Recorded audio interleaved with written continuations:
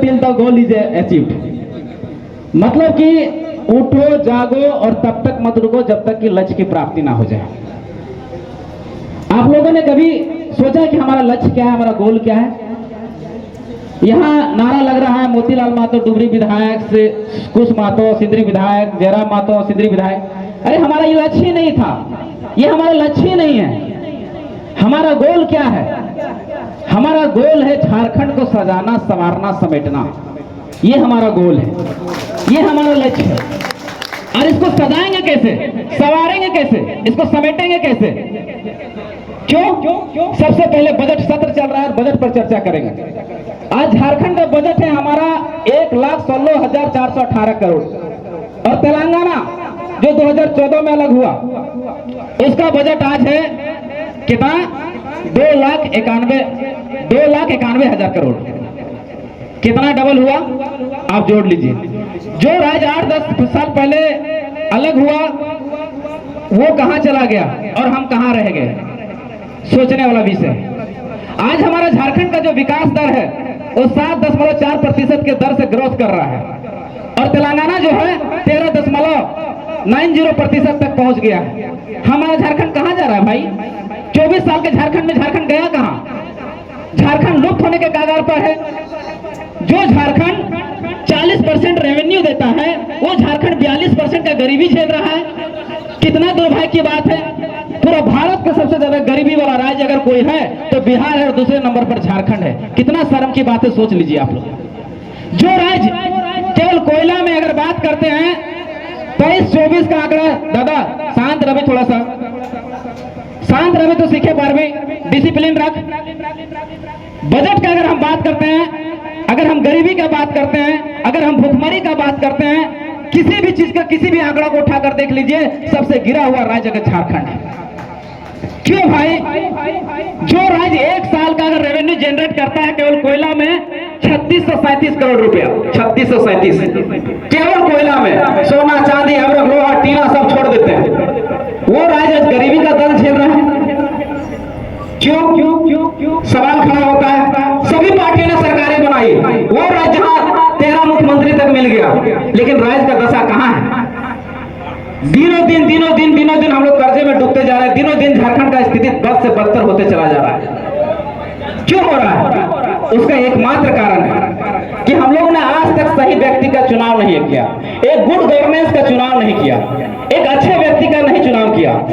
जब भी वोट का टाइम आता है हम लोग के लिए शर्म की बात है, हम लोग के लिए शर्म की बात है। जब भी चुनाव आता है हम लोग जात में, संप्रदाय में, धर्म में, लिंग में, पैसा में, कौड़ी में, दारू में, मुर्गा में, पेट्रोल में फंस जाते हैं।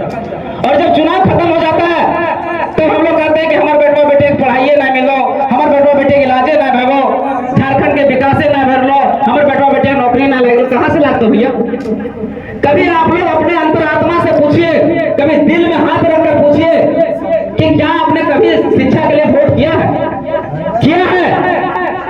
कभी स्वास्थ्य को मुद्दा बनाकर वोट किया है?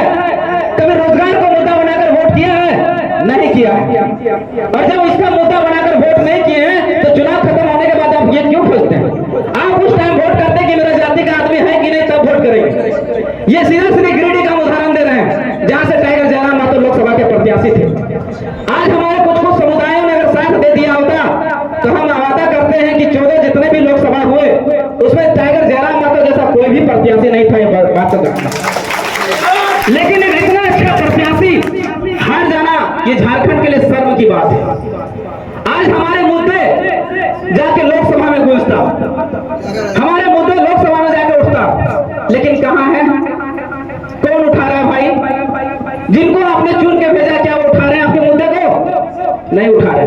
आप उस समय राष्ट्रवाद, धर्मवाद, जातिवाद, पूंजीवाद, परिवारवाद इस चीज में फंसकर वोट किए हैं। राष्ट्रवाद आपको मिल रहा है, परिवारवाद आपको मिल रहा है, जातिवाद आपको मिल रहा है। भैया इससे उठना पड़ेगा। अब हमने कहा कि लक्ष्य की बात, कि आपका लक्ष्य क्या, आपका गोल क्या है? हमारा गोल है कि झारखंड समग्र विकास करे, सतत विकास करे, सस्टेनेबल डेवलपमेंट की बात हो। सतत विकास की बात हो कहने का मतलब है कि आर्थिक, सामाजिक, सांस्कृतिक और भाषाई आधार पर झारखंड विकास करे। कैसे विकास होगा उसका? हम विकास करेंगे। अगर चाहेगा कि जयराम महतो या मोतीलाल महतो या जितने भी साथी हमारे उपस्थित हैं वो केवल विकास कर देंगे, संभव नहीं। आप एक एक को इस चीज को समझना पड़ेगा। तो विकास करने के लिए सबसे बड़ा पैमाना क्या होता है झारखंड में, नहीं पूरे भारत में, पूरी दुनिया में क्या होता है? एक शास्त्रों में कथन है, विद्या ददति विनयम। विद्या विनय देती है, विनय से पात्रता आता है, पात्रता से धर्म आता है, और धर्म से धर्म की, धर्म से सुख की प्राप्ति होती है। दुनिया में हिंदू हो या मुसलमान, ईसाई हो या कुछ भी सिख जाति, कोई भी जाति के लोग हो, अगर मनुष्य योनि में जन्म लिया है, जीव जंतु योनि में भी जन्म लिया है, तो सबसे पहले उसको जरूरत पड़ेगी रोटी की। और रोटी कहां से आएगा? रोजगार से आएगा। और रोजगार कौन देगा? आपकी सरकारें देंगे। तो अब एक अच्छा सरकार अगर नहीं चुनिएगा तो रोजगार आपको कहां से मिलेगा? आपको रोटी कहां से मिलेगा? कहां से मिलेगा? किन्हीं भी सरकारें आती है जाती है, कहते हम रोटी देंगे, हम रोजगार देंगे, लेकिन आज तक मिला क्या? कटोरा। सबसे पहला चीज अगर राज्य को विकास करने का साधन जो है वो है शिक्षा। और शिक्षा में पूरा भारत को सबसे गिरा हुआ खराब शिक्षा व्यवस्था अगर कहीं का है तो झारखंड के बाद। पूरे भारत में सबसे गिरा हुआ शिक्षा व्यवस्था बिहार के बाद दूसरा नंबर पर आता है, जहां 30-35 बच्चों पर हम राष्ट्रीय एजुकेशन पॉलिसी की बात करते हैं, एजुकेशन पॉलिसी की बात करते हैं, राष्ट्रीय शिक्षा नीति कहती है कि 30-35 बच्चों पर एक टीचर की आवश्यकता होनी चाहिए, व्यवस्था होनी चाहिए। लेकिन झारखंड में 300-400 बच्चों पर टीचर की व्यवस्था है। हमारा बच्चा कहां से पढ़ेगा? जाएगा, टीचर खाएगा, घर आ जाएगा, पढ़ेगा नहीं। जब पढ़ेगा उसका बाप को क्या जाता है? सरकार के बाप को क्या जाता है? भविष्य तो आपका बर्बाद हो रहा है। समझने वाला विषय है। हमारा जीडीपी का, हर राज्य हो या देश हो, अपना 25 से 30% जीडीपी का अपना शिक्षा एजुकेशन में खर्च करता है। लेकिन झारखंड कितना खर्च करता है आपको पता है? मात्र 6%। कितना? 6%। कहे कि जितना अनपढ़ रहेंगे, जितना गंवार रहेंगे, जितना आप अशिक्षित रहेंगे, उतना उसको कैडर बनाने में आसानी होगा, उतना उसको झंडा ढवाने में आसानी होगा। और दुर्भाग्य की बात है, जब भी चुनाव आता है हमारे लोग चले जाते हैं विभिन्न पार्टियों में, कोई हरा में, कोई लाल में, कोई गुलाब में, कोई पीला में चला जाता है, कहता है हरा पार्टी जिंदाबाद, लाल पार्टी जिंदाबाद, फलना जिंदाबाद, ढकना जिंदाबाद। अरे भैया काहे जिंदाबाद? काहे जिंदाबाद? तुम्हारा परिवार का जिंदाबाद कैसे होगा? तुम्हारा बाल बच्चा का जिंदाबाद कैसे होगा? तुम्हारा माँ बाप का जिंदाबाद कैसे होगा? ये सोचो। हम लोग नहीं कहते हैं, कोई जरूरी नहीं है जब कैसे जिंदाबाद, जयराम महतो जिंदाबाद, मोतीलाल महतो जिंदाबाद करने का। हमारी अगर विचारधारा सही लगता है, हमारी नीति अगर अच्छी लगती है, हमारा सिद्धांत अगर सही है, हम अगर आपके हक की लड़ाई लड़ रहे हैं, हम आपके अधिकार की अगर लड़ाई लड़ रहे हैं, तो हमारा साथ दीजिए। और अगर नहीं लगता है कि हम आपकी लड़ाई लड़ रहे हैं तो छोड़ दीजिए, कोई जरूरत नहीं। और लोग जो है तो पहले 4 साथ दीजिए। हम एक बार बदलाव करने का संकल्प देते हैं, एक बार बदलाव कीजिए, एक बार। अगर हम नहीं कर पाए तो दोबारा पर चांस नहीं दीजिएगा, लेकिन एक बार मौका जरूर दीजिए। ये बदलाव करना पड़ेगा, ये हमारा गोल है। हम क्या करेंगे आप समझिए। जेबीकेएसएस क्या करेगा? जेबीकेएसएस से क्या भाषण देगा केवल? नहीं। जेबीकेएसएस सबसे पहले रीढ़ का जो हड्डी होता है एजुकेशन पे बात करेगी, एजुकेशन पॉलिसी पे बात करेगी। अगर जेबीकेएसएस की सरकार बनती है, अगर टाइगर जयराम महतो मुख्यमंत्री बनते हैं, उसके साथ ही जाते हैं, सबसे पहले एजुकेशन पे बात होगी। और जितने भी स्कूल हमारे 35,000 स्कूल है, सरकारी स्कूल, उनमें सबसे पहले टीचर की व्यवस्था होगी। अगर टीचर रहेंगे, स्कूल नहीं भी रहेगा, तो बाहर में भी बच्चा पढ़ सकता है, हमारा पढ़ सकता है कि नहीं? लेकिन अगर टीचर नहीं रहेंगे, आप बड़ा बड़ा बिल्डिंग खड़ा कर दीजिए, कोई फायदा होने वाला नहीं। आज झारखंड में शिक्षकों की कमी, 2.5 से 3 लाख इमीडिएटली शिक्षकों की जरूरत है। लेकिन 5 साल में सरकार कह के आई कि हम 5 लाख सरकारी नौकरी देंगे। अरे 5 लाख तो छोड़िए, इसका पूरा डाटा बताते हैं, कार्मिक विभाग की डाटा है। टोटल इन्होंने अभी 1500 भी टीचर पीजीटी टीचर का वैकेंसी दी है, टोटल मिला के 12 से 13,000 वैकेंसी दे पाए सरकारी नौकरी। और ये गिना कौन सा नौकरी को रहे हैं? जो रोजगार मेला लगा के दिए हैं 5,000-7,000 की नौकरी, उसको कह रहे हैं कि हम 50,000-60,000, उसको भी मिला दे, इन्होंने 60 से 70,000 नौकरियां दी है रोजगार मेला वाला लगा के। बाकी सरकारी अगर जुड़े तो मात्र 15,000। पूरी तरह से विफल सरकार है। इनके वादे, इनके मैनिफेस्टो को आप पढ़ लीजिए। पहला क्या था? हम आएंगे 1932 का खतियान लागू कराएंगे, एक स्थानीय नीति बनाएंगे, नियोजन नीति बनाएंगे, विस्थापन नीति बनाएंगे, प्राइवेट नौकरियों में 75% यहाँ के लोगों को देंगे। अगर ठेकेदारी प्रथा है तो 25 करोड़ का ठेका यहाँ के लोगों को मिलेगा। अब ये बताइए, 5,000-7,000 बेरोजगारी भत्ता देंगे, 2,000 से 3,000 तक आपको चूल्हा खर्चा देंगे। आप इतना मैनिफेस्टो हमने पढ़ के बता दीजिए, क्या एक भी पूरा हुआ?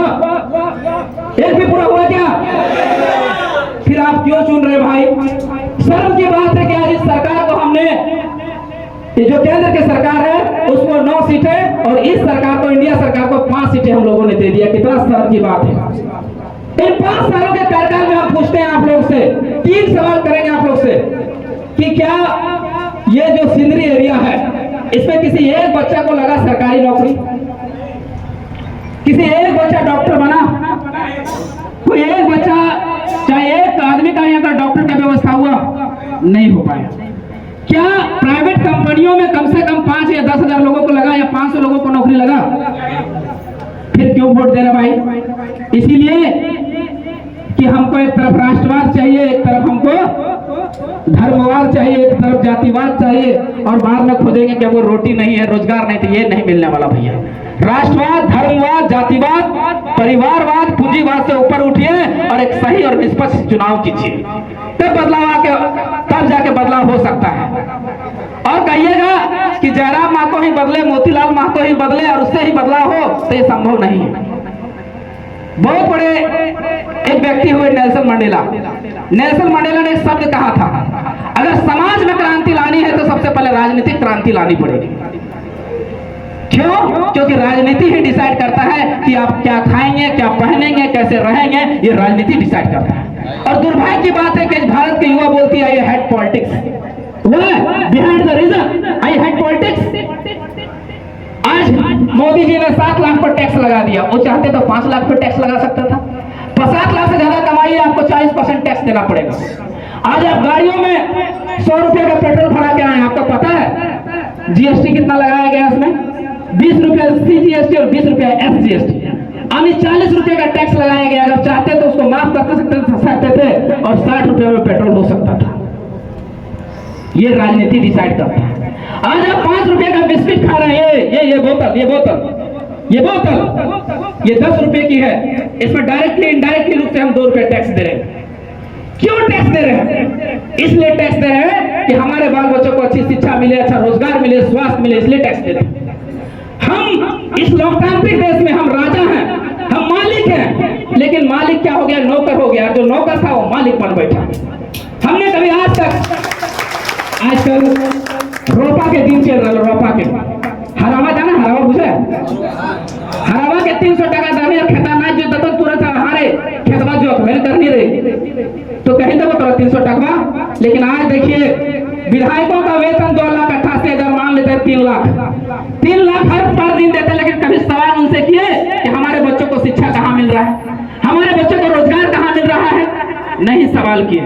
आप मालिक नहीं, आप गुलाम हैं, आप गुलाम हैं। आप अगर प्रश्न नहीं करना जानते, प्रश्न उठाना नहीं जानते हैं तो आप गुलाम हैं। इसको बदलिए।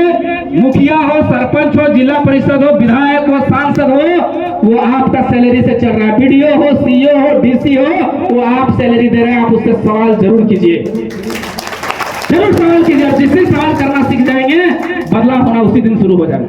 अब बात करते हैं स्वास्थ्य की, हेल्थ सेक्टर की। हमारे यहाँ झारखंड में सबसे बदतर हेल्थ व्यवस्था, यहाँ मरे बिना कोई विकल्प नहीं है। हमारे यहाँ मरे बिना कोई विकल्प नहीं है। अगर किसी तरह का बीमार पड़ गए तो यहाँ डॉक्टरों की कमी इस तरह है कि 10,000 पर एक डॉक्टर है, 10,000 लोगों पर एक डॉक्टर। जबकि हेल्थ ऑर्गेनाइजेशन WHO वो कहती है कि कम से कम 1,000 पर एक डॉक्टर होना चाहिए। दवा पानी का, नर्स का तो हम बात ही नहीं कर रहे, हम डॉक्टर की बात कर रहे हैं। कितना हुआ, गिरा हुआ स्थिति है। टाइम कम है, शॉर्ट पीरियड में हम अनएम्प्लॉयमेंट की बात जरूर करेंगे, क्योंकि ये युवा सम्मेलन है और सबसे ज्यादा बेरोजगार अगर कोई है तो युवा है। आज झारखंड में बेरोजगारी दर, भारत कहा जाता है युवाओं का देश है, और युवाओं का देश होने के नाते यहाँ 70 से 80 करोड़ युवा हैं। और झारखंड में अगर देखा जाए तो 3.5 लाख की आबादी में जहां बेरोजगारी दर 2019 में 12% थी, वो बढ़कर 18% हो गई। आने पूरा झारखंड में 18% अगर 3.5 करोड़ में निकालते हैं तो 60 लाख युवा। अगर चलिए मान लेते हैं कि 35 लाख युवा, चले 35 लाख, हम 25 लाख मान लें, यानी 25 लाख युवा पीढ़ी बेरोजगार है। ये हम नहीं कर रहे हैं, हम कोई चीज तुक्के में बात नहीं करते, हम हमेशा सटीक और विश्लेषण बात करते हैं। ये डाटा है कार्मिक विभाग का। कार्मिक विभाग ने जब हेमंत सोरेन की सरकार ने कहा कि हम युवाओं को बेरोजगारी भत्ता देंगे, इसके लिए रजिस्ट्रेशन होगा, तो वहां युवाओं ने 9,95,000 युवाओं ने रजिस्ट्रेशन कराया। कितना? 9,95,000। 9,95,000 युवाओं ने रजिस्ट्रेशन कराया, यानी मान लेते हैं 10 लाख, यानी 10 लाख युवा पीढ़ी बेरोजगार है। कौन? जो पीजी किए हुए हैं, जो ग्रेजुएशन किए हुए हैं। कहे कि वो रजिस्ट्रेशन केवल ग्रेजुएशन और पीजी वाले ही करा सकते थे। हम 10th 12th पास छोड़ ही देते हैं, यानी 25 लाख युवा बेरोजगार। अब बेबी केसेस क्या करेंगे? हमारा संगठन क्या करेंगे? इन युवाओं को सेट कहां करेंगे? हम बताते हैं उसकी पॉलिसी। कारण बहुत है, समस्या बहुत है, लेकिन उसका सॉल्यूशन भी बताना आपको पड़ेगा।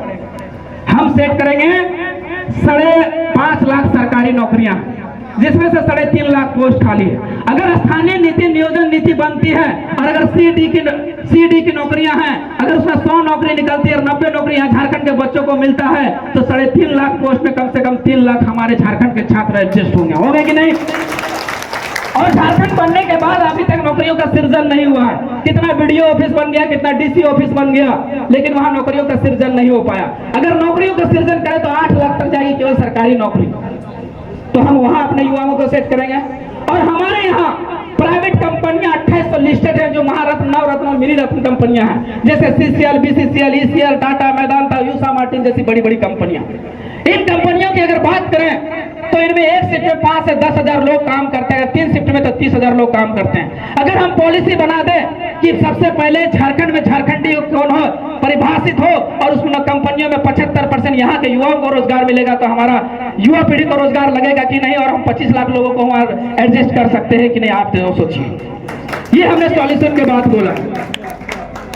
हम और आप मिल के लड़ना पड़ेगा।